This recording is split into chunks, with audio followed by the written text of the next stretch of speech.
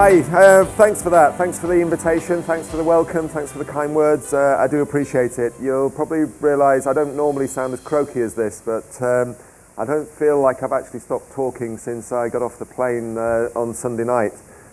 So bear with me. I've got hot lemon and various other things here, and there is a bar over there if things get really desperate. So we'll see how we go. Really pleased to be here. Graham Brown, I do say this, that Graham has probably been stalking me, I reckon, for about the last 12 months, to the point at which, when eventually my email inbox was blocked completely, I thought I better talk to this guy and see what it is he wants. And he did tell me it wasn't that far, but never mind. Here we are. I'm very pleased to be here, and thanks to Junction Australia and thanks to Together SA. I do appreciate the enthusiasm and the commitment to shared learning. And I suppose that's the deal I want to propose with you.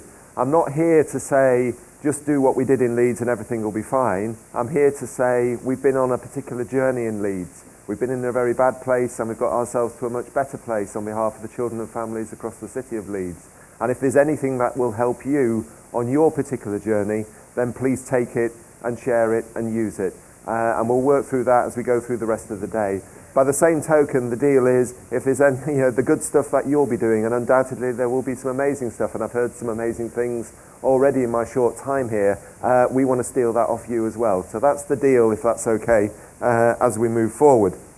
So, what I want to, and also this presentation is not, it's not prescriptive, it's just it's a story, and I'd ask you to take this on board as a story, and just reflect on your own practice and the things that you do day in, day out to improve the lives of children and young people.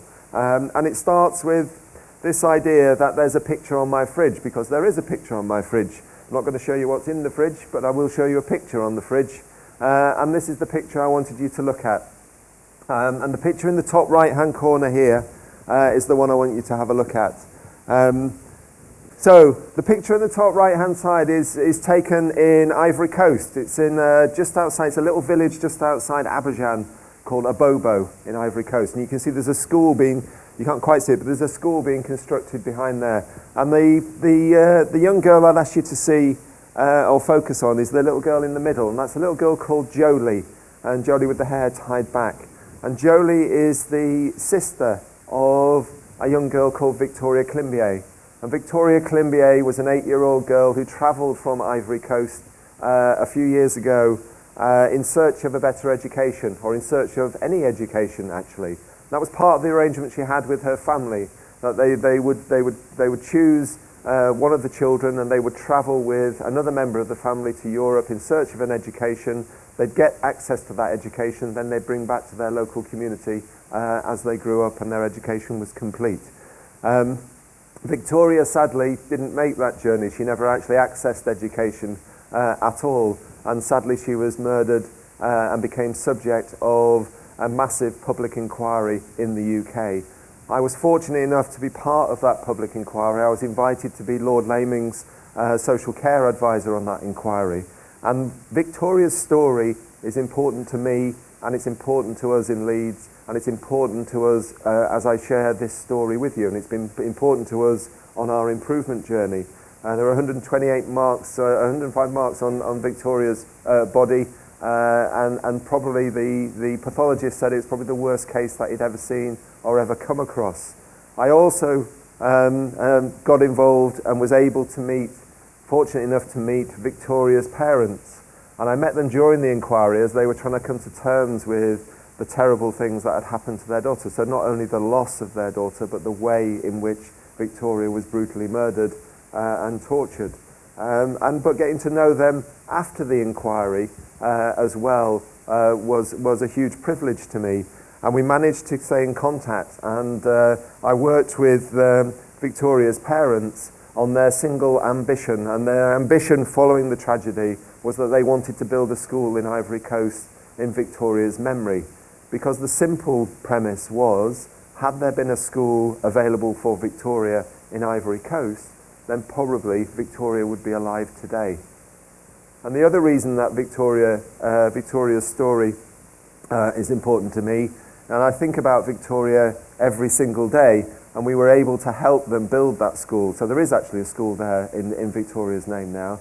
But I got a WhatsApp earlier this week from, well, I've got 4 boys.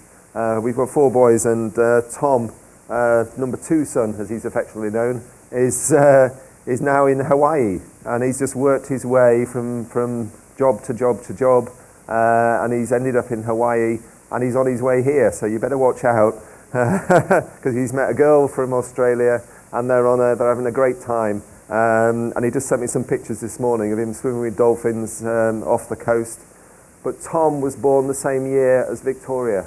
Now I know everything about Tom's hopes and dreams and aspirations, and every time I see Tom, I see Victoria. And it's just important to understand that human stories, and particularly in adversity, are important to us when we start to conceptualize what we need to do to improve the life chances of children and young people within particular jurisdictions or within particular geographical areas. Now, Lord Laming's report had something like 128 recommendations, not as many as your Royal Commission report, but a huge report with a lot of things that had to be done. And sometimes that can be overwhelming, and you don't quite know where to start. But I'll just summarise Lord Laming's report in 3 statements. And these 3 statements, I think, have been hugely helpful to us on our journey within Leeds, and they remain hugely helpful to me professionally and personally, and I just offer them to you to think about as you grapple with where do we go next and how do we actually move these things forward. Now the first one is this idea of doing the simple things better, and that's predicated on the notion that it's the simple things in the lives of children that make the biggest difference. The simple things that you do day in, day out, that will make the biggest difference in terms of safeguarding and promoting the welfare of children. And the other part of this is, and I know this won't be a problem in South Australia, but in the UK, we have a fantastic ability. We're outstanding at taking a simple idea and then making it insanely complicated. And we put a layer on top of a layer, on top of a layer, on top of a layer, and then we wonder why the world is too complicated for us to actually make a significant difference. Won't be a problem for yourselves, but you might want to think about that. This idea of doing the simple things better, because the simple things make the biggest difference to the lives of children. The second idea is this idea of the child being seen as the client. All too often, what you find, and if you look at public inquiries, if you look at what we would term serious case reviews, if you look where cases have actually gone wrong, 9 times out of 10, there will be a whole section about the fact that people listened to the adult's version of events, the adult's story. And all too often, the child's version of events, the child's story, the child's voice was missing. And if you think about my role as a Director of Children's Services, if you think about the national regulations in the UK, the legislation in the UK, which is the Children Act, then the clue's in the title. We are in these professional jobs, we are in these roles of responsibility, of great responsibility, because of children. Therefore, the voice and influence of children has to be paramount. Of course, you've got to take on board the adult's view of the world. You've got to understand the context that the child's living in. There's this idea of child carer context, which is really, really important. You've got to take the adult's view of the world. You've got to take other significant adults' views on board as well. But fundamentally, the voice of the child is central. And I'd ask you to think about that as well. And then the third strand of Lord Laming's report was this idea of everything that we're doing, everything that you do, everything you're about to do in terms of your work with a child or a group of children or families is geared towards safeguarding and promoting the welfare of that child. In the UK, we have a piece of legislation, there's a line in the legislation that says there is a duty, and if there's any lawyers in the room, duty is a good word that lawyers like, a duty to safeguard and promote the welfare of the child. Now, I would ask you to just think about what you're doing with the children that you're working with the families that you're working with.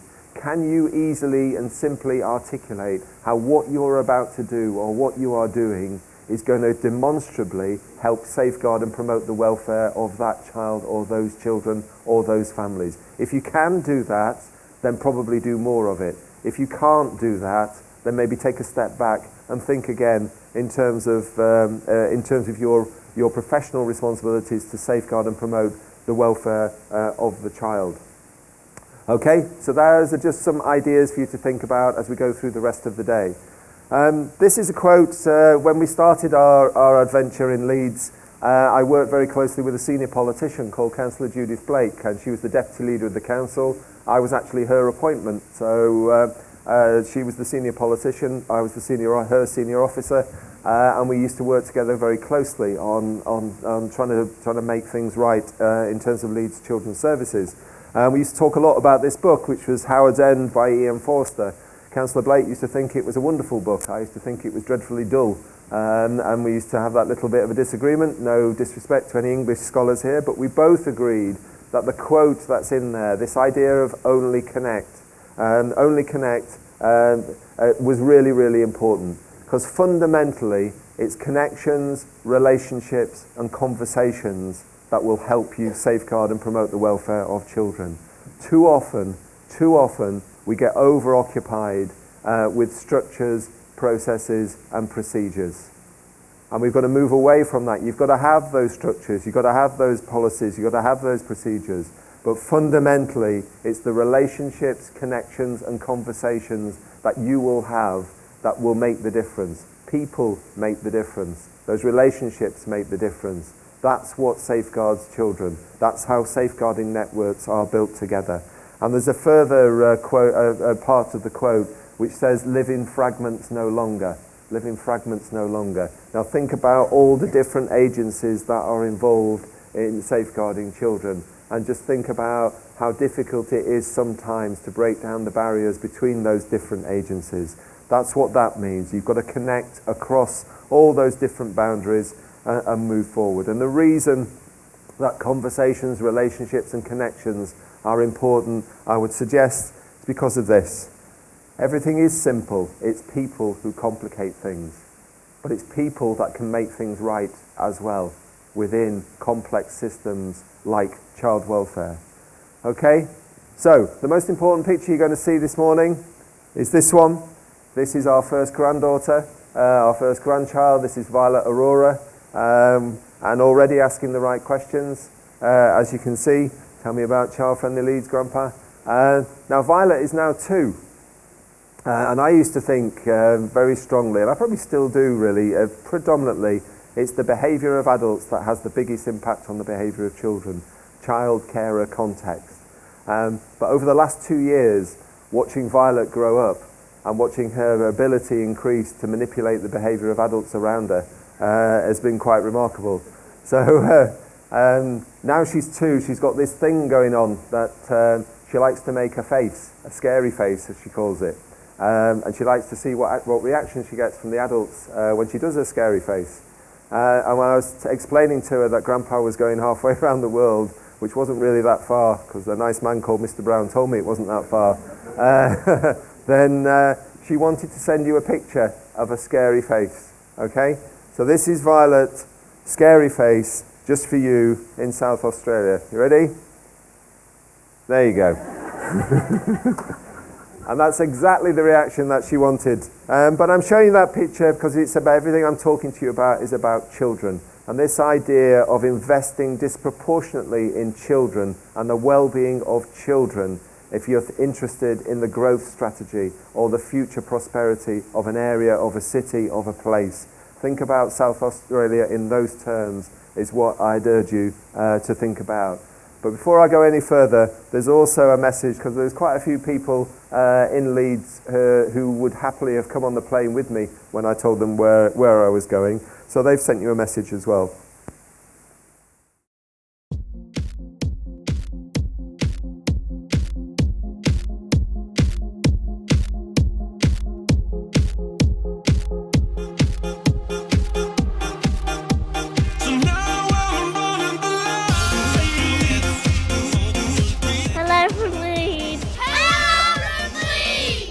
Hello from Leeds. Hello from Leeds.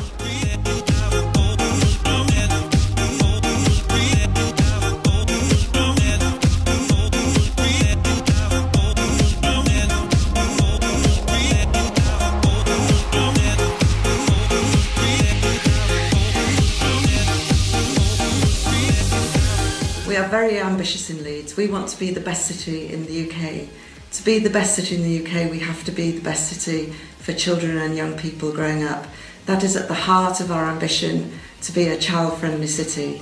Hello from Leeds. Hello from Leeds. Hello from Leeds. Hello from Leeds. Hello from Leeds. Leeds. One thing that we're really challenged with and will deliver on is a Leeds being a child-friendly city.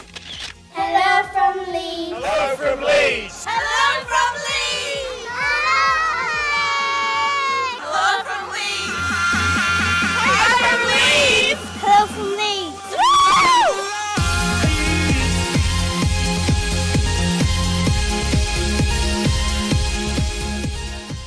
Okay, so hello from Leeds, and this is where we were.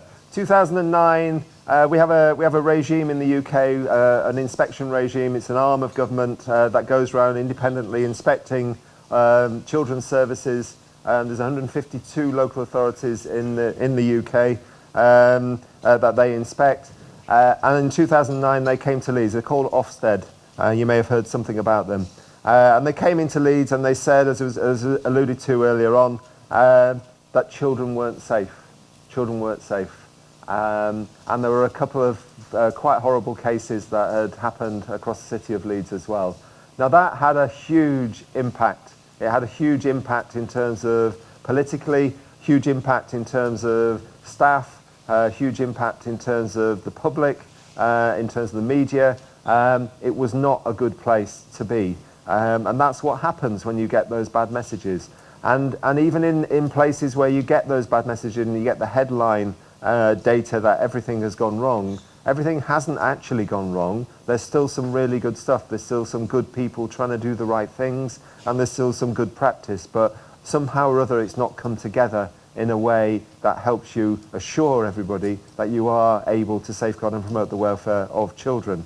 Now, in responding to that, I was fortunate enough to be appointed the Director of Children's Services in 2010, as I said earlier, as Councillor Blake's appointment. And we started to think about where do you go next? Because the basic message was, it just sort it. And now it's much more complicated than just sort it. But I'd offer this to you. I think you've got two options. You've got two options when you're in these sort of situations. You can either just do some repair work, put your head under the bonnet and try and just fix things and go through a process of fixing certain things, and it will incrementally get better, undoubtedly, and there's lots of evidence of that being done.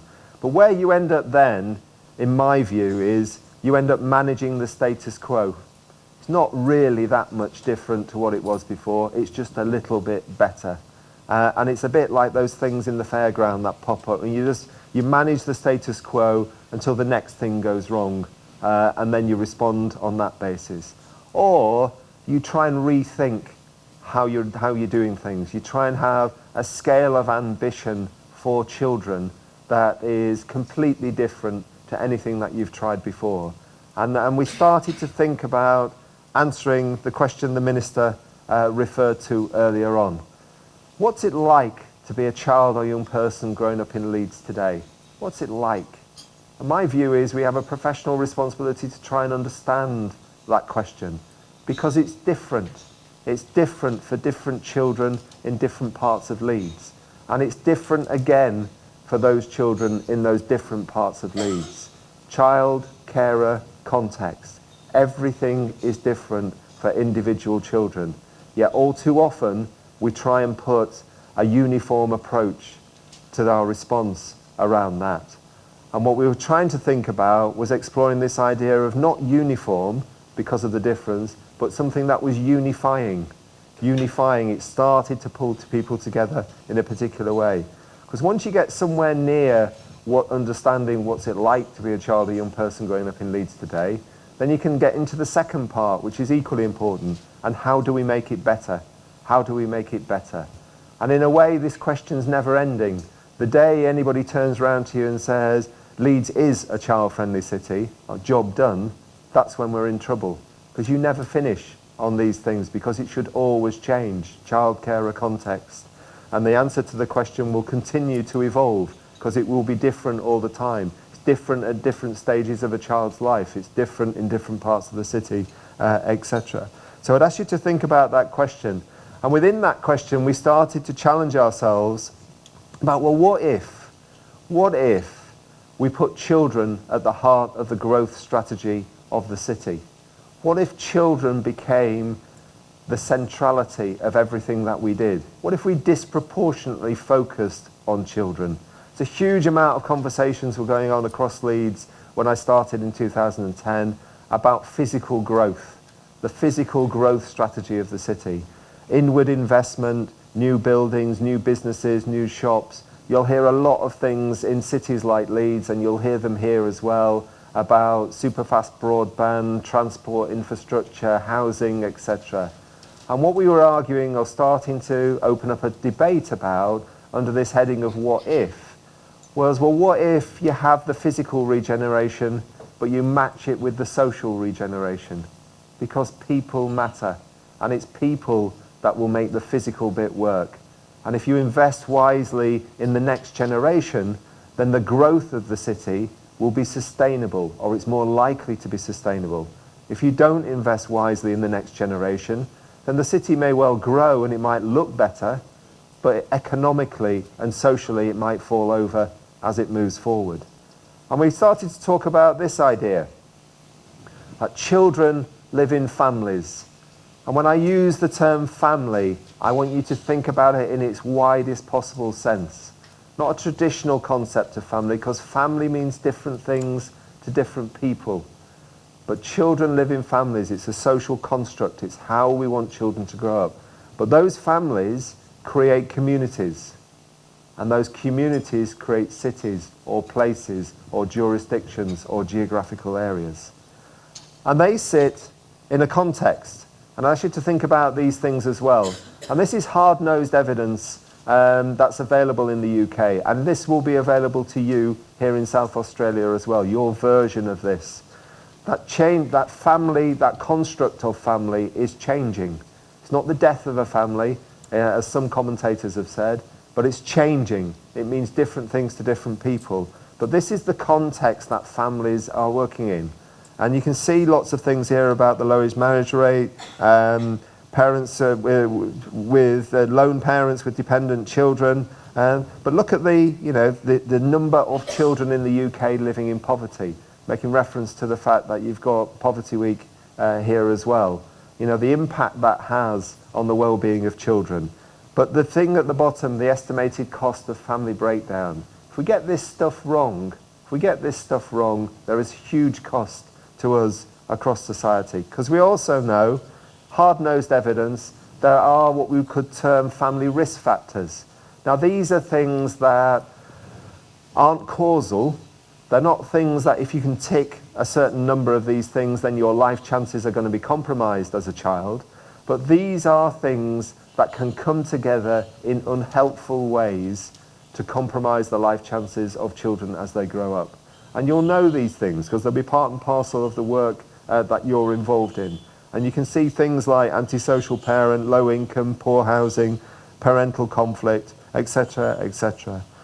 And we also know there are risks for young people. Important part of the context. This stuff does not help young people grow up. It does not help improve outcomes. It's not causal again. It doesn't automatically mean that you're going to have diminished life chances. But these things can come together in unhelpful ways as young people grow up. Leaving school with no qualifications, involvement in crime, alcohol, drugs, poor mental health, homelessness, pregnancy, fatherhood. But there is some good news. And if you think about all the work that you're involved in now that you're really proud of, all the projects and schemes that are working well, the impact and the change that you're bringing about in the lives of children and families, I would suggest you'll find one or more of these things at play in terms of the work that you're doing. Because somehow or other, even in conditions of extreme adversity, this stuff wraps it round the lives of children within those family networks, and they do sort of okay. So how do we find more of the good stuff to spread into more and more of the work that we're doing.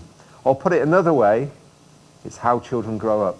It's how they experience the education system and the labour market. It's the society and culture which they grow up in, the relationships with parents and families, and their experiences with peers and in leisure time. So taking all that context, taking all that background, taking where we were, we had a set of conversations around the city predicated on this idea of what if. What if we put children at the heart of the growth strategy? What if children became, we raised the profile of the centrality of children to everything that we did across the city? What if it became an organisational imperative, a city-wide imperative to put children first, to put children at the heart of everything that we did? What if we could explore this idea of a new social contract, that idea of renegotiating the relationship between the state and those expressions of the state and local citizens, children and families themselves? And what if we could change some of the power balance between the state and citizens and families and put more power and responsibility in and around families to come up with the solutions that they need for their children? And what if we did take that a little bit further and started to recognise, alongside this physical regeneration and within that social regeneration I talked about, the notion of family as the most important, but the most forgotten, the most underinvested in, and the most underused utility of the 21st century. And we started to raise the profile and importance of family and family network. So that meant we had to come up with a plan. We had to have some idea of what we're going to do next. We took some very sage advice from Spike Milligan, that we should never plan anything because then nothing can ever go wrong, which is very tempting. But then we did come up with a plan. And we got into this idea of Leeds as a child-friendly city. And we started to explore what that would mean. And we came up with what was referred to earlier on as a plan on a page. And this is about us trying to make something that is inherently complicated. It's inherently complex, the work that you're involved in around child welfare. But nothing more important than child welfare. But trying to take the complex and make it as simple as possible for people to understand. Einstein said something along the lines that we have a responsibility to make things as simple as possible, but no simpler. And what he means is don't ignore the complexity of what it is you're dealing with, and don't make it simplistic, but you've got to make it simple enough for people to get behind and understand. We do a lot on what we do a lot on how we do it, but we're actually trying to go back to why we're doing it, why we're coming to work in the first place. This is the plan on the page. I'm led to believe that you should have in your packs, is that right? There should be a copy of this of the plan on the page in your packs. If you can have a look at that, you'll be able to follow where we go next. So it's a little fold out, small. This is the big version, but there's a small version in your packs. Okay, so if you want to have a look at that, but basically, in a nutshell, 180,000 children and young people when we started in 2010. One vision of Leeds being a child-friendly city. Now that's partly taken from the UNICEF work on child-friendly cities, but it's not the same as the UNICEF work. We're still working with UNICEF on a regular basis. What they would say is their process tends to be a bit processy and a certain number of things. If you look around the world on the UNICEF model, what you'll find are jurisdictions that have gone, if you take, for example, third world cities, things like access to clean water, sanitation, access to education. In the UK, London probably did more than anybody else on child-friendly cities. They did free transport for children. They did quite a lot of investment around play. But there's nowhere that has tried to take this idea of the centrality of children to everything a city does and put children at the heart of a growth strategy. So that vision of Leeds as a child-friendly city, one partnership. This is really important. There's one partnership, one top table, if I can use those terms, chaired by a senior politician, Councillor Judith Blake at the time, who was the deputy leader of the council, and the great and the good were sat round that table, and by that I mean every single agency that had something to contribute to the well-being of children and the safeguarding of children. And that one partnership is the top table in the city of Leeds, alongside all the other top tables that you would reasonably expect, where people sit down and talk about children. Talk about children, okay? One plan, which is the plan that you've got. What you'll notice with the plan, hopefully, is it's not a big document. It's not a big document. Consciously, something that is useful, that is simple, that is common language, plain English, and hopefully makes a lot of sense. So people use it. So people can stick it on the wall. People can remember this is what we're doing, this is how we're doing it, but this is why we're doing it as well. And it's predicated on 5 outcomes. And when I use the term outcomes, I'm talking about a condition of well-being. A condition of well-being that we want for all children and young people in the city of Leeds. Okay? All children and young people in Leeds are safe from harm. All children and young people in Leeds make healthy lifestyle choices. All children and young people in Leeds do well in learning and have skills for life. All children and young people in Leeds have fun growing up. They enjoy their childhood. And all children and young people in Leeds are active citizens who feel they have a genuine voice, and that voice has an influence. That voice has an influence. And there's only 5, because it gets too complicated if I have to go on to my second hand. But just those 5 things, everything we were going to do to realise our ambition of Leeds being a child-friendly city, the centrality of children, should track back to one or more of those conditions of well-being. And that was the deal across the city. Now, out of those 5 outcomes, we then locked ourselves away with all the data that we had. And like yourselves, we had more data than was really healthy for us, I suspect. But we took a conscious decision, well, let's not try and boil the ocean. Let's not try and boil the ocean. Let's not try and do absolutely everything at once, with everything being sorted at once, because it's just not possible. And in one sense, that's where there lies madness. But let's just pick 12 things. 12 things that if we had a real good go at those 12 things, we might make a significant difference. And those 12 were agreed on the basis that these were the things that Leeds wasn't doing very well. And it's the usual suspects in many ways. So educational attainment was an issue, some health outcomes, certainly some social care outcomes in terms of looked after children and child protection, particular health issues that had come forward. Youth crime was another area as well. If we had all the data here today on your tables, we'd probably come up with a very similar list as well. Okay, and that's when if you compared Leeds with national statistics against our statistical neighbours, these were the things where we were a negative outlier, if I can use that phrase. But then we said, if we're only going to do 12, are we brave enough? Are we brave enough to just pick 3? If as a city we just pick 3 things that we're just going to obsess on relentlessly, can we start to move and change some patterns and turn some curves, to use the phrase that we would use, to try and get some momentum that some of these things need to move quickly? And the idea of the 3 obsessions was, if you start somewhere, it'll lead you everywhere else. It'll lead you everywhere else, because everything's connected to everywhere else. But just start somewhere that will give you a fighting chance of getting some traction and some movement. So the 3 obsessions were, first of all, to safely and appropriately reduce the need for children to be looked after by the state. Leeds had too many of its children being removed from families and looked after by the state. Now, I'm not saying that you don't have to remove some children and they have to be looked after by the state, but the volume that Leeds had suggested that we weren't properly exhausting all the alternative options that were available and all the possible support networks that we might be able to put around the lives of children.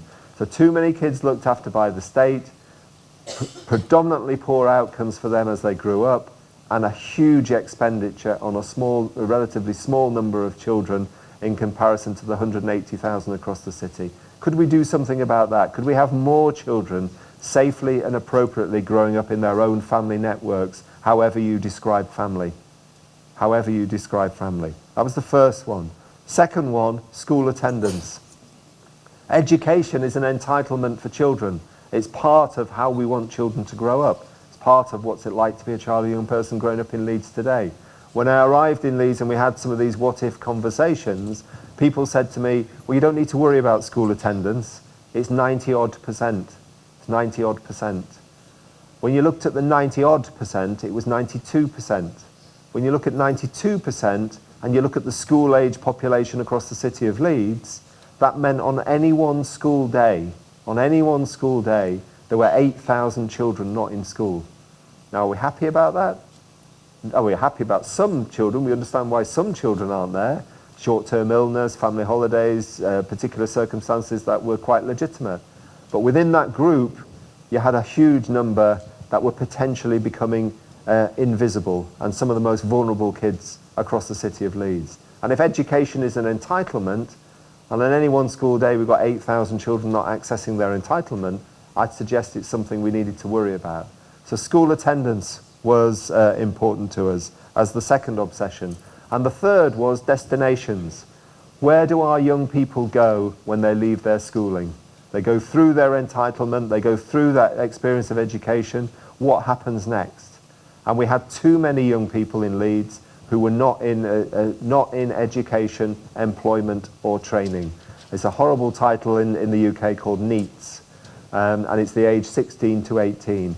But they go through all their education and then they're doing nothing.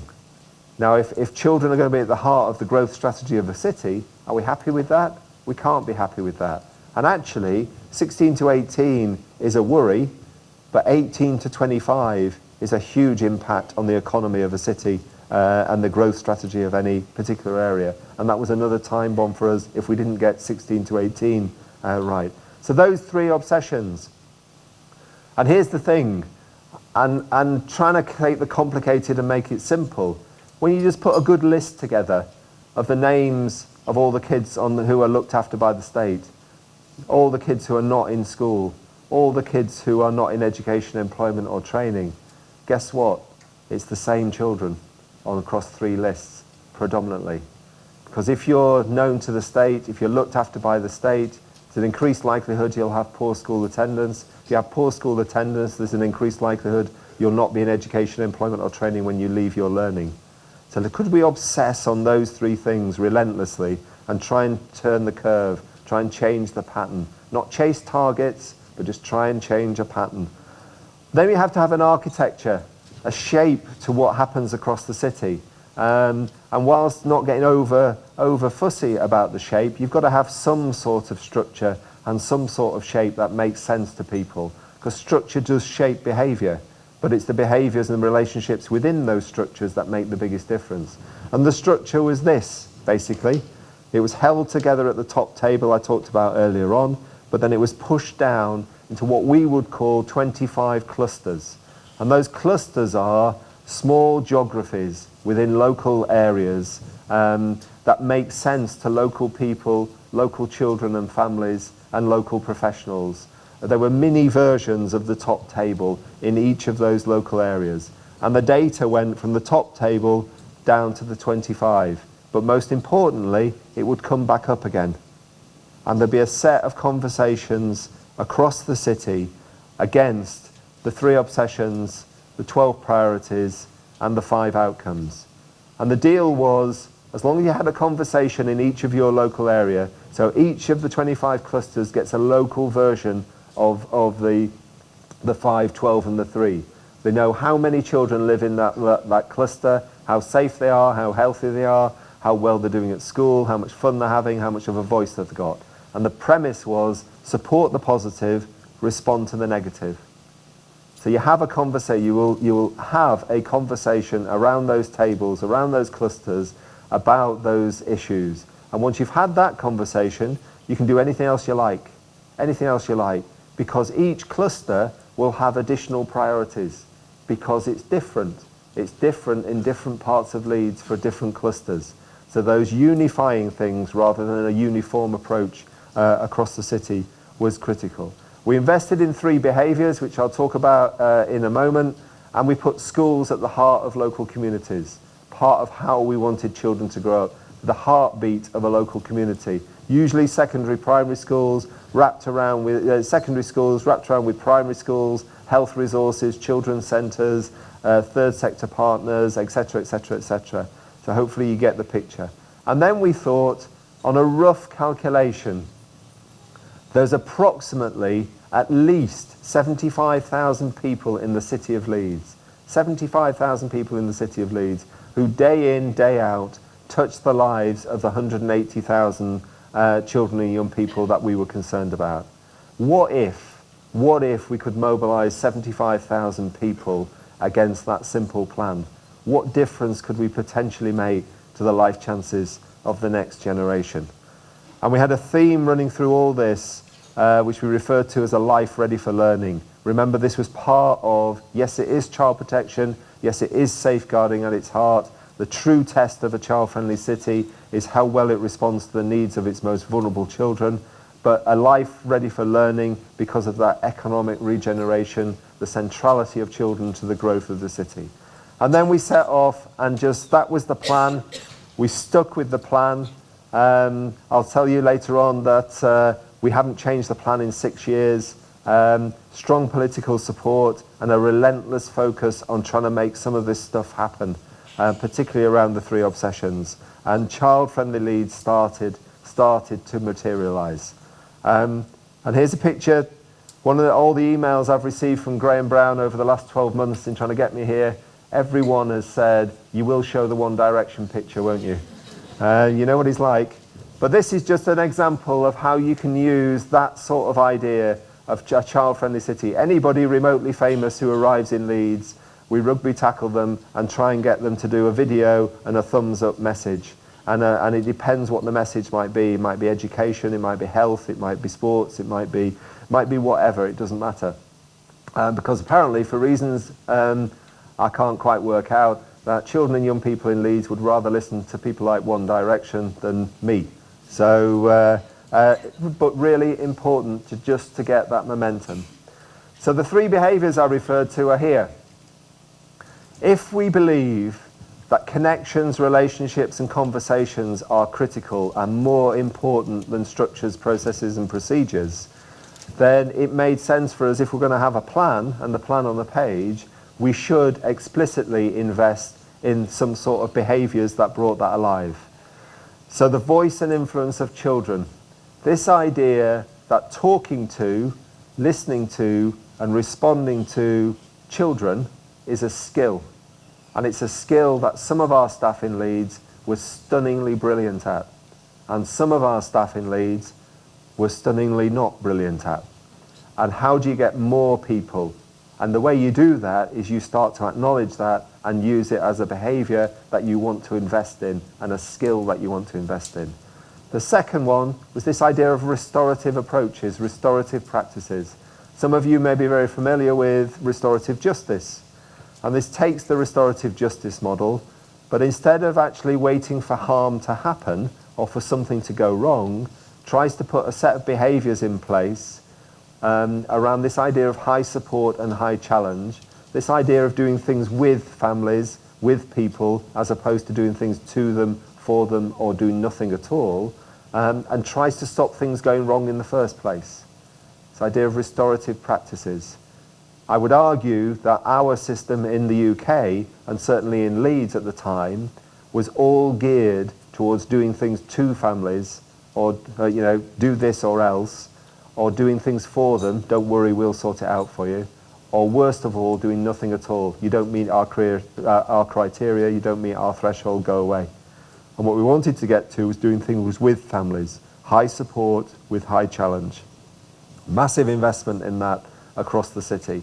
The flagship part of that was an investment in family group decision making, which I'll say a little bit more about later on. And then this idea of outcome-based accountability, what you would term here results-based accountability. And if there's one thing I'd ask you to think about in terms of moving forward and the conversations through the rest of the day, you've got some great work going on in South Australia around results-based accountability. I'd urge you to grab that and use it as you try and work your way through some of the solutions to some of the problems and issues that you're facing at the moment. It was a massive, massive influence for us, and hugely beneficial in terms of just an agreed way of problem solving within particular situations. But it helped us simplify what was one of those insanely complicated performance management systems. So our performance management system, if you want to use that language now, is how much did we do? How well did we do it? Is anybody any better off? Just those three simple things. It just helps move things forward. This is Dizzy Rascal when he was in Leeds. Political support is really important. Really important. Now, I mentioned Councillor Judith Blake before as Deputy Leader of the Council. Her part of her brief, once we had the plan, was to broker the cross-party political support. The reason it's important is it gives permission across the city. It gives permission for everybody to get involved in what it is you're trying to do. And here's one of the statements from Councillor Blake around that explicit commitment to working in a more restorative way, high support, high challenge. Absolutely central to what we were trying to achieve. Here's one of our 2-year Child Friendly Leeds birthday parties that we had. And then we set about with that relentless focus. We've got the plan, we know what we're trying to do, we've tried to crystallise it in a particular way, and we just then had a relentless focus and tried to make explicit and put into play all the things that we said we were going to do. Cross-party political support, using OBA everywhere, so we got rid of a whole range of other stuff and just focused on that being the way we wanted to do things, our approved methodology. Citywide partnerships took it on board, Children's Trust Board, that top table, got very simple scorecards and reports back on were we making, how much did we do, how well did we do it, are we making a blind bit of difference, is anybody any better off? Adopted across all 25 clusters, and those 25 clusters used it as their facilitating tool and their problem solving tool. The thing on this slide I want you to think about is this idea of something we called the top 100 methodology. Now, if you look at the way most child welfare systems work, particularly when there is concern about the welfare of a child, there's usually some sort of referral process that takes place.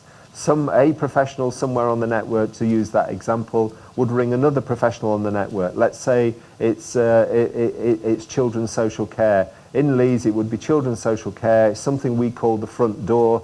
If you're concerned about the welfare of a child, that's where you ring. And you try and make a referral. I'm worried about this child. I want you to do something about that worry. I want this to be allocated to a social worker. Now, what that ends up in is something that we call threshold wars. Because what happens with the person receiving the referral is, well, you don't meet our criteria, you don't meet our threshold.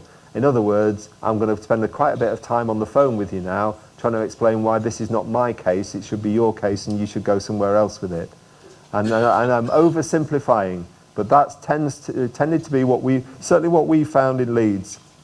That bombardment rate at the front door was fundamentally a set of arguments about whether or not a referral should be accepted. Okay? And what we wanted to try and do was break away from that. So one of the first things we did is we banned the word threshold. So thresholds weren't allowed. And what we wanted was more conversations.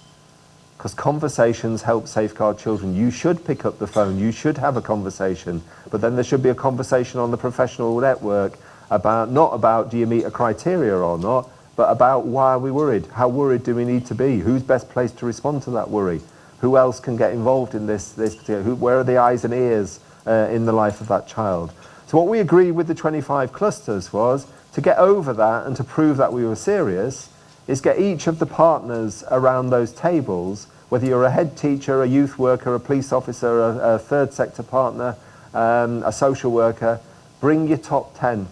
Who are the top 10 kids, top 10 families you are most worried about professionally?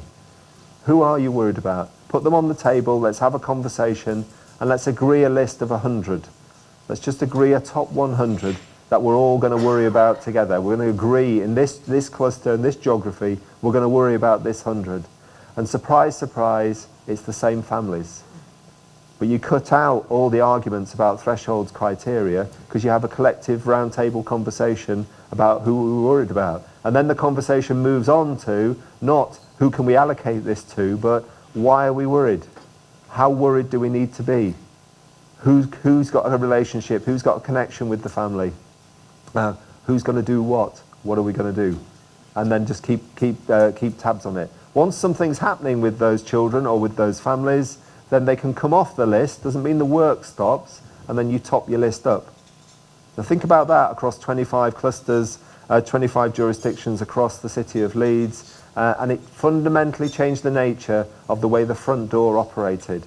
And what we ended up at the front door with was more conversations, actually more phone calls. Phone calls went up, but referrals went down, because the network started to work in the way we wanted it to work, about conversations to help safeguard and promote the welfare of children. Okay, here's the Child Friendly Leeds Choir in the city centre. More things about changing culture. That restorative commitment, high support, high challenge. A significant investment in what we'd call family group decision making. This idea, if we thought family was something that we wanted to promote, that idea of the most underused utility of the 21st century. And remember, I'm talking about family in its widest sense, not its narrowest sense. The notion of significant relationships, people who care about the child that we're talking about. We invested in family group decision making and tried to put more resource in that allowed us to understand more about the strength of families, the hidden strength of families. What we found was in the early days that people's focus on assessment was very narrow around particular views of family, and it didn't spread across boundaries to other aspects of family. And I'll say a little bit more about family group decision making later on.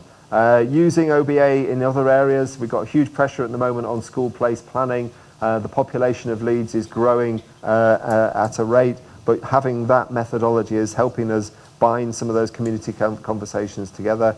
And what we were trying to get to was a position where this is just how we work. This is how we do things around here. That sort of significant culture change, if you want to use that phrase, but just trying to embed a set of things we believed in, a set of things that had a strong evidence base to change the way we did things around here. But that sort of begs the question, well, so what? Okay, you've done all that. It all looks very pretty. The plan's quite nice. But, you know, and you've got all these fine words. Has it made a blind bit of difference? So let's just have a look. So, if you take the number of children who are looked after by the state in Leeds, those children removed from their families and looked after in what you would call out-of-home care, as I understand it. This is where we were. That's where we were heading if we carried on doing everything that we were doing. That's where we've gone. What that means is we've saved around £16 million, let alone the change in terms of outcomes for children and young people within the city of Leeds. What that means is if you save that £16 million on out-of-home care, you can invest a significant proportion of that in family support, early intervention, prevention, those things that will help families stay together and deal with the sort of issues that they have to deal with. This is where we were in terms of children, reducing the number of young people not in education, employment or training. That's where we were. That's where we were heading. A bit more of a bumpy ride. That's where we got to. So a significant number of young people who are now in education, employment or training. Key part of that growth strategy of the city. This is where we were on school attendance, primary and secondary. This is where we were. This is where we've gone. And if you think about it this way, what that means is, on that journey, slight percentage increase in school attendance, but it means, given the school age population, for over 400,000 additional school days taken up by the children across the city of Leeds. Now just think about what that does in terms of a safeguarding network. If children are in school, you've got extra eyes and ears within that particular network. So a significant difference for us there. This is something called the Thing of Beauty. And it's called the Thing of Beauty because it took a ridiculous amount of time, but we got there in the end, and now it's part and parcel of what we do, to get the data people to happily release the data before it had been verified, before it had been cleansed, before it had been sent off for various reports, before it had been released in its sanitized version. Because what we wanted to do was track where we were on each of those 3 obsessions, but we wanted to track it in a way with data that made sense to people. People could easily see, are we moving up, down or sideways? Now actually, it doesn't matter whether this is green or not, although it's particularly beautiful when it is green. It doesn't matter, because the purpose of this was to come out centrally to everybody on that top table and a lot of other partners across children's services as well. So all the senior politicians would get this within the city, and it'd go right down across the organisation. But then each of the 25 clusters would get their own version as well. So they get their local information about looked after children, NEETs and school attendance. Okay? And the reason for that, and it comes out every week, and the reason for it is to generate conversations. Doesn't matter whether it's up, down or sideways, but people need to understand what their work, what their efforts are doing in terms of the 3 obsessions. And it does, there could be a reasonable explanation as to why it's gone up one week. It might be another group of large families that we've had to accommodate into the looked after system. We're seeing a reasonable increase, small increase in the looked after population in Leeds at the moment. But that's a conscious decision that we've taken as a child-friendly city to accommodate unaccompanied asylum-seeking children and take those from some of the camps down south. So we're going to see that increase, but we understand why it's increased. So it's not a bad thing that it's going up. It's a good thing because it's a planned thing and it's something we anticipated. But using data to have the right conversations and using it graphically like this so people can put it on a wall, people look forward to this coming out. It will shortly be released onto Twitter, so have a look out for that. This is us decorating the city. Part of a child-friendly city. When kids go through the horrible experience having to do their exams, we decorate the city in terms of good luck in your exams.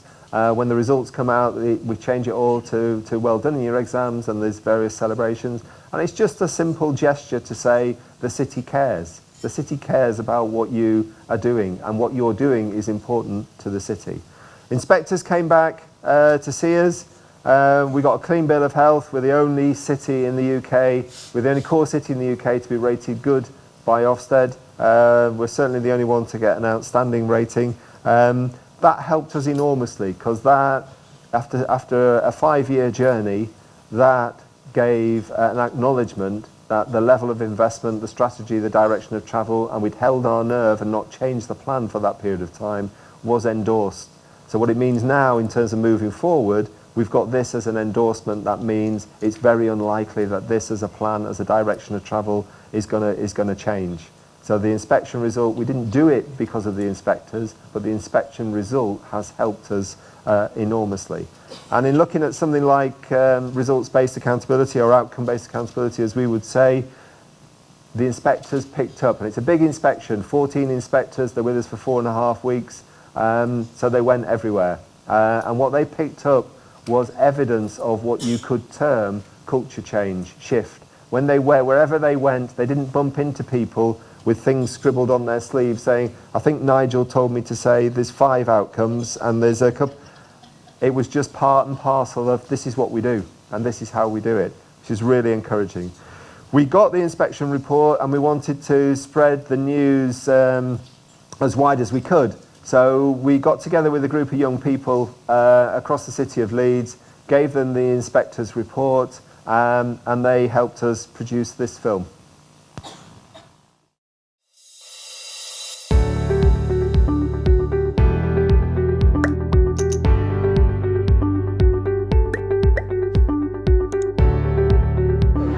Senior leaders and councillors have a passion to get things right for all children.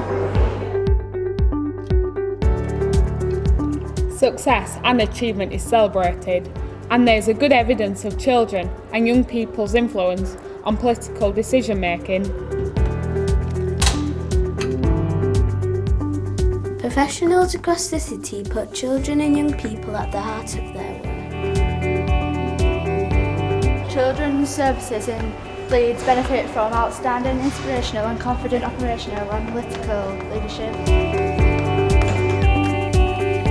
Leeds is creating an environment where good quality social work can flourish. The priority for Leeds to be a child-friendly city puts children at the heart of any action taken. Partners work effectively together to safeguard children and young people. Families get help very quickly, and that means small problems can usually be sorted out before they become big problems. Children and young people are spending more days in school, with attendance improving every year. Staff take the right action quickly when there is a risk of a child being unsafe. Children and young people are cared for in their immediate or extended family wherever possible. When young people have a disability, a good understanding of the young person's needs creates an opportunity for trusting relationships to develop and transfer into adult services. Children and young people live in safe, stable and appropriate homes. Social workers talked with pride about the children they worked with. When children need to be adopted, this happens quickly. Adoption is considered early as an option for children and young people who might be taken into care. All the adopters that inspectors spoke with rated the service highly and would recommend it. Care leavers are helped to stay where they live until they are ready to move on, and they get good support when they set up or go to university. Social workers and personal advisors for care leavers listen well and get the right help quickly.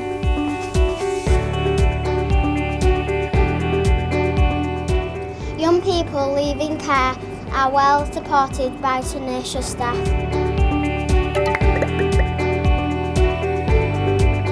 Leeds is good! Leeds is good! Leeds is good. Leeds is good!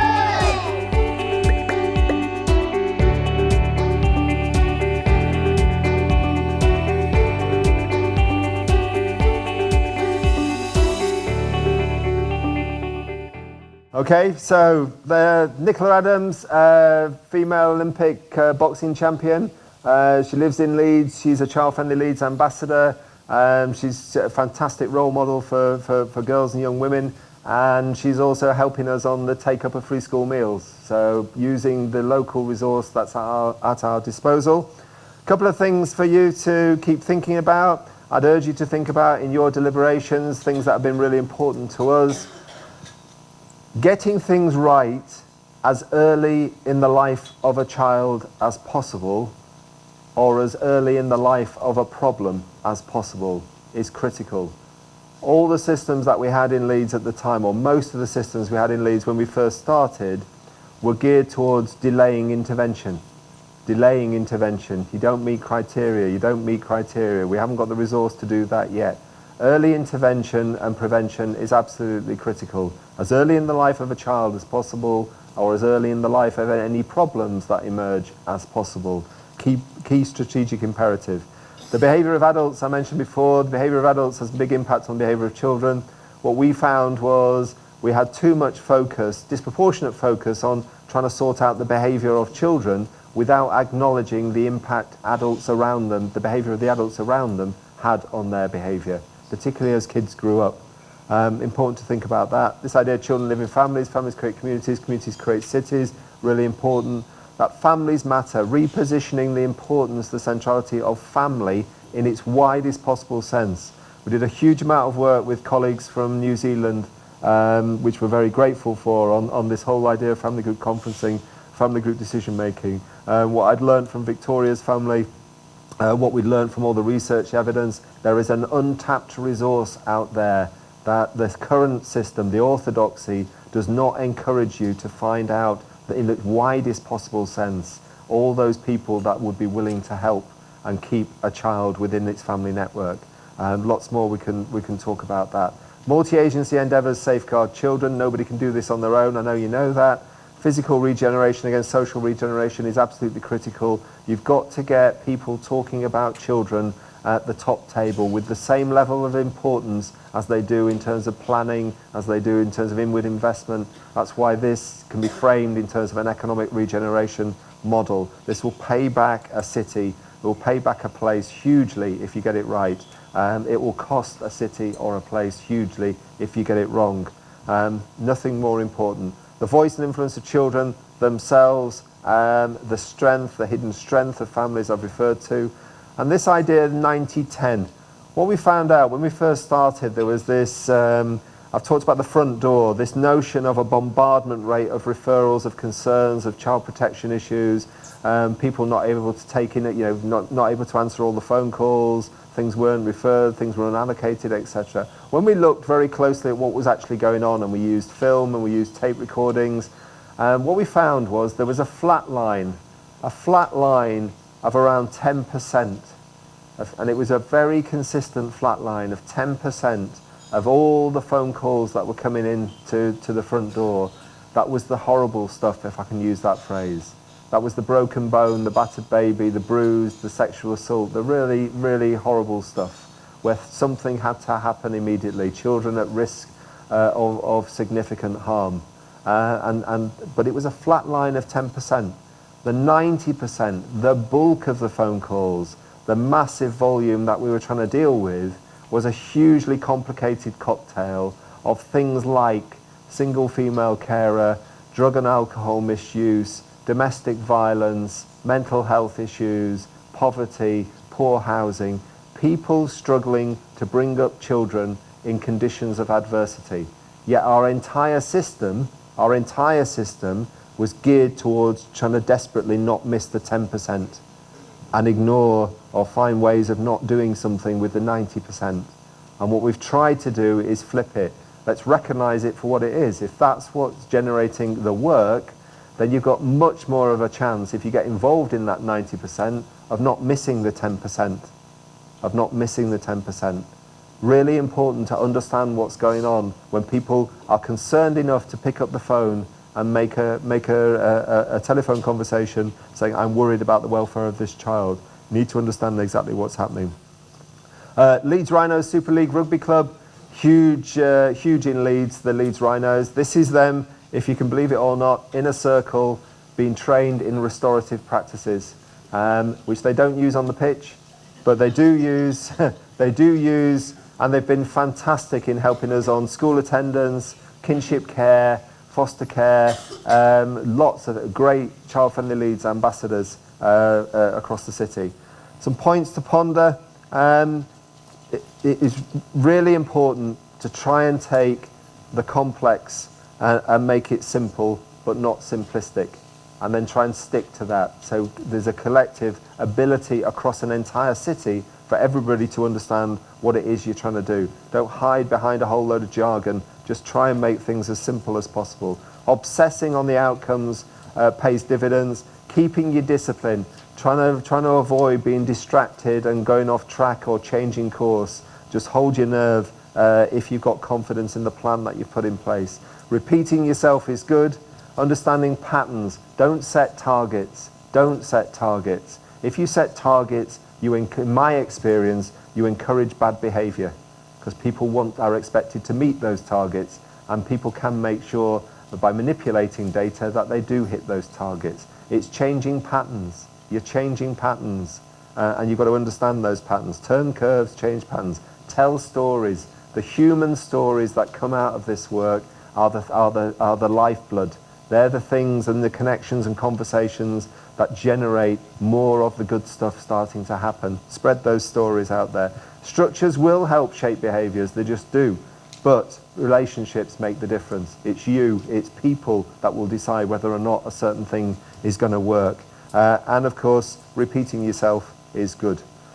This is Ronnie the Rhino. Quick slide on leadership. I suppose what I'm offering you is this idea of thinking about, people talk a lot about leadership, but not thinking about it in a traditional, not the heroic leadership, this is the direction we're going in, then you turn around, nobody's there. That's all gone. It's more about leadership through relationships.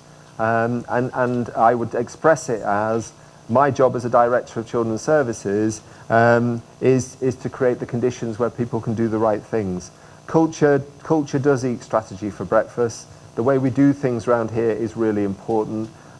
We concentrated on, when we got to Leeds, people were obsessing on what they were doing and how they were doing it. And they'd sort of forgotten why. Why are we doing this? And that idea of getting the outcomes clear to becoming the call to action for people to move forward is important. A point I've just made of invert the triangle. The traditional leadership triangle, leader at the top, everybody else at the bottom. Think about flipping it. The leaders should be at the bottom, creating the conditions where everybody else can do the right things. That's how you get momentum. Outcomes, outcomes, outcomes. If your language, results, results, results, take that results-based accountability on board. I think that will help you enormously, would be a message. And there's a dance to be danced. So this, if I can borrow 3 more minutes of your time, is everything you will need to know about leadership in 3 minutes. If you've learned a lot about leadership and making a movement, then let's watch a movement happen start to finish in under 3 minutes and dissect some lessons. First, of course, a leader needs the guts to stand alone and look ridiculous. But what he's doing is so simple, it's almost instructional. This is key. You must be easy to follow. Now here comes the first follower with a crucial role. He publicly shows everyone else how to follow. Notice how the leader embraces him as an equal. So it's not about the leader anymore, it's about them, plural. Notice how he's calling to his friends to join in. So it takes guts to be a first follower. You stand out and you brave ridicule yourself. Being a first follower is an underappreciated form of leadership. The first follower transforms a lone nut into a leader. If the leader is the flint, the first follower is the spark that really makes the fire. Now here's the second follower. This is a turning point. It's proof the first has done well. Now it's not a lone nut and it's not 2 nuts. 3 is a crowd and a crowd is news. A movement must be public. Make sure outsiders see more than just the leader. Everyone needs to see the followers because new followers emulate followers, not the leader.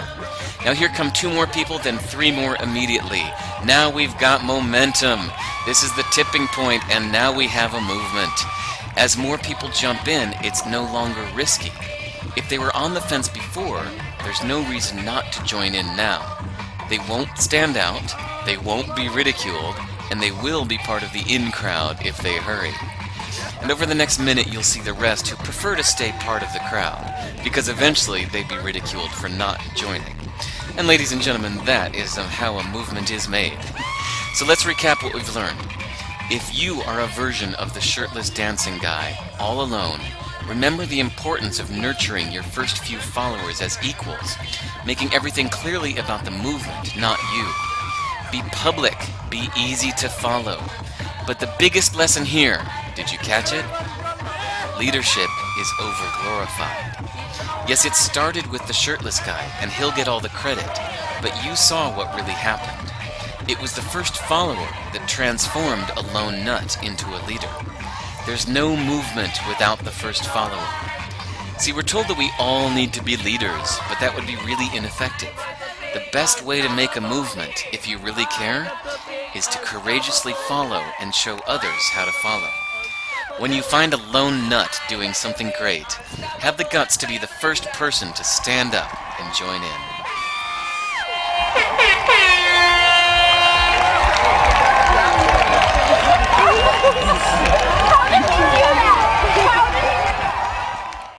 Okay, this is my favourite child-friendly Leeds slide. Round Hay Park in Leeds. Nobody asked the grounds maintenance staff to do this, but when it came up to the bulb planting time of the year, they decided to do a thumb for their contribution to child-friendly Leeds next to one of the kids' playgrounds. This is what I've been talking to you about, really, and I'd urge you to think about how do you create a common language across a big jurisdiction? How do you create a common language? Because if you get a common language working properly, you'll get better diagnosis of the problems that you're trying to solve. And I'm using that not to promote a medical model to you, but if you diagnose something, you have to be specific. And if you're specific, you reduce uncertainty. and it's uncertainty that increases risk to children when you're involved in child welfare services, I would argue. If you get the diagnosis right, you get better intervention, and if you get the better intervention, in theory, you'll get better outcomes, and you get that virtuous circle. We're getting a lot of support around the world now. One of the things we did in Leeds, we were very insular, and when I arrived there, we're Leeds, we're big, we can sort this out ourselves. So I'm really, I'm grateful for you for this invitation, that you're looking outside and you're looking to take lessons from elsewhere across the world. I'd urge you to keep doing that. We've taken lessons, we've got practice-orientated academics from all over the globe who've been invited in to work with us on the plan and on what it works and on the component parts of the plan. Helps increase our intellectual curiosity, our knowledge. It gives the researchers a free research base for their next book or whatever it is they want to do, but it opens up a set of conversations about practice, and it continues to evolve. One of them is an educationalist called Professor Sir Tim Brighouse we were privileged to work with, and he and I came up with this list. Outstanding leaders need 4 key qualities: unwarranted optimism, regard crisis as the norm and complexity as fun, an endless supply of intellectual curiosity, and a complete absence of paranoia and self-pity. But we did agree, and I offer this to you, that you're allowed complete paranoia and complete self-pity on a weekend. Back to Victoria. Going back to Victoria's story, she spent two chunks of her time when she was in the UK in hospital. When she was in hospital for the second occasion, first time she went, she had a diagnosis of scabies. Whether or not she had scabies or not is a different issue, and I could talk for ages about that. But the second time she went to hospital, she turned up at the hospital. She was taken to the hospital as an 8-year-old little girl. Allegedly, she'd poured boiling, scalding water over her own head to relieve the itching from the medication she'd been given from the diagnosis of scabies. Horrible injuries, some dreadful images that you might have seen in the world's media when the inquiry was on. But she was taken into hospital, and she had about 2.5 weeks in hospital, and she was undoubtedly at her happiest in hospital, at her happiest. The nurses and the professional staff in the hospital did a fantastic job with her. They befriended Victoria. They played games with her. There's an image of her taking some pink Wellingtons out of a dressing up box and a dress that she had on out of there, skipping up and down the corridors of the ward. And she was undoubtedly a happy little girl while she was in there. And it was a good time for Victoria. And the staff did a beautiful thing. They managed to work out that none of them fully understood how to speak to Victoria in her version of French. But they knew there was somebody on the staff team in the hospital that did. And they found a woman, a nurse called Nurse Torb. And Nurse Torb was fantastic because she used to come in when she was at work. She'd bring things in for Victoria. She'd befriend Victoria. She'd talk to Victoria. She'd have conversations. She built a relationship with Victoria. And she'd come in on her days off as well, and she'd keep that conversation going. But, and here's the but, nobody ever sat down with Nurse Torb and said, look, you've got a relationship with Victoria. You've got a connection with Victoria. You can have these conversations with Victoria. We're really worried about this little girl. We're really worried about her. Could you ask her about the marks on her body? Could you ask her about her family? Could you ask her about a day in the life of Victoria Climbié? And because that never happened, the day the social workers and the health professionals sat round Victoria's bed and said to Victoria, do you want to go home? And Victoria leapt out of bed with a big smile on her face and said yes. We now know that Victoria probably meant they thought home Ivory Coast, back to her family, not home 267 Somerset Gardens with Quao and Manning and ultimately to her death. That's why outcomes matter. That's why what you're doing matters. That's why the child's voice matters. That's why listening to children matters. That's why there's a picture on my fridge. Thanks for listening. Okay.